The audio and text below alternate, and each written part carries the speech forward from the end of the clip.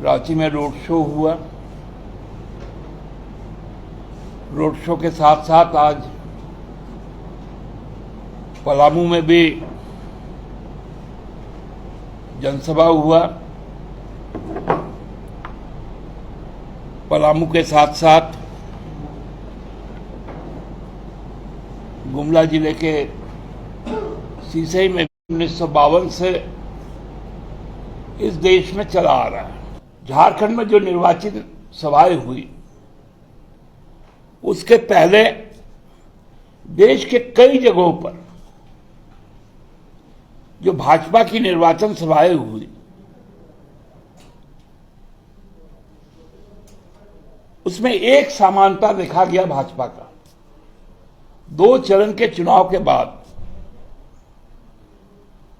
2 चरण तक तो 400 पार था, लेकिन जैसे ही दूसरा चरण बीता मुसलमान आ गया, पाकिस्तान आ गया। भाई चुनाव हिंदुस्तान में हो रहा है,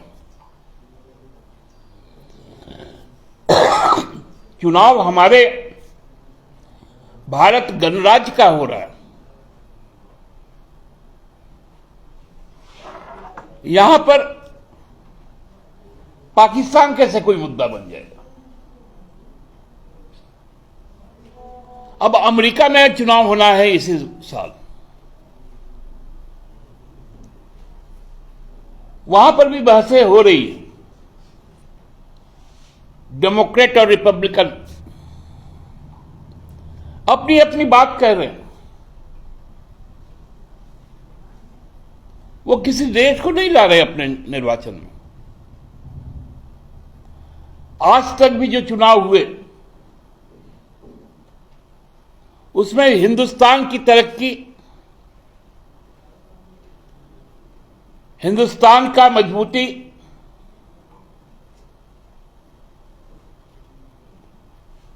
हम करोड़ों देशवासियों का जो जीवन स्तर है, जो हक और अधिकार है, उस पर बातें होती हैं। साधारणतः हर राजनीतिक दल उनके जो निर्वाचन घोषणा पत्र है, यह भी चुनाव आयोग का एक मैंडेटरी व्यवस्था है कि आपको निर्वाचन के पहले अपना घोषणा पत्र बताना है कि देश के अगले 5 साल के लिए आपकी तस्वीर क्या होगी और उसकी योजनाएं क्या है। आप भ्रम में नहीं रख सकते किसी को कि हर देशवासियों को हम चांद में पहुंचा देंगे। ये आप बोल सकते हैं, लेकिन योजना बतानी पड़ेगी कि आप कैसे पहुंचाएंगे।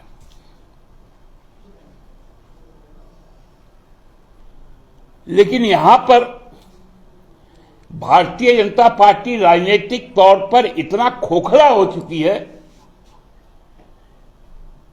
कि अपने घोषणा पत्र का उच्चारण तक नहीं कर रही है। वो उसके जो खिलाफत कर रहे हैं लोकतांत्रिक ढंग से, कांग्रेस के घोषणा पत्र न्याय पत्र पर बात कर रही है। बहुत तरह की बातें आई कि प्रधानमंत्री जी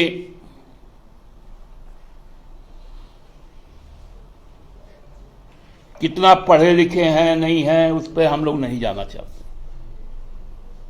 क्योंकि बाद में तो ये भी आया कि एंटायर पॉलिटिकल साइंस के हो।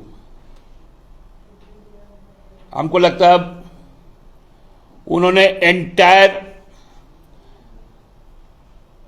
लैंग्वेज में भी उनका पोस्ट ग्रेजुएशन होगा।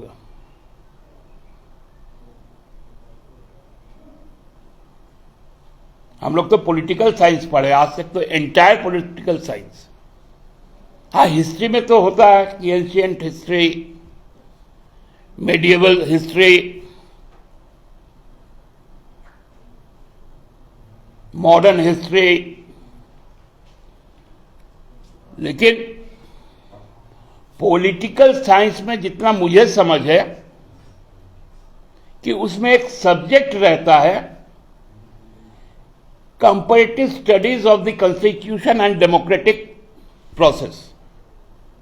जहां जहां डेमोक्रेसी है वहां के डेमोक्रेसी को पढ़ना है, जानना है, वहां के संविधान को जानना है। लेकिन एंटायर पॉलिटिकल साइंस हमने कभी नहीं पढ़ा। तो अपना घोषणा पत्र छोड़कर वो हिंदू और मुसलमान जो किसी भी घोषणा पत्र में हो ही नहीं सकता, उस पर बात कर रहे हैं। प्रधानमंत्री जब यहां पर आने की सूचना प्राप्त हुई थी, हमने उनसे 4 सवाल किए थे।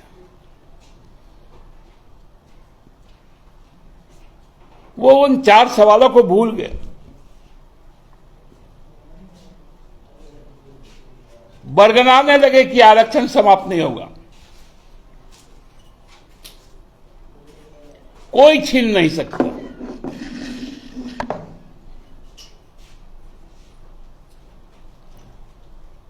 अरे हम कह रहे संविधान खतरे में है।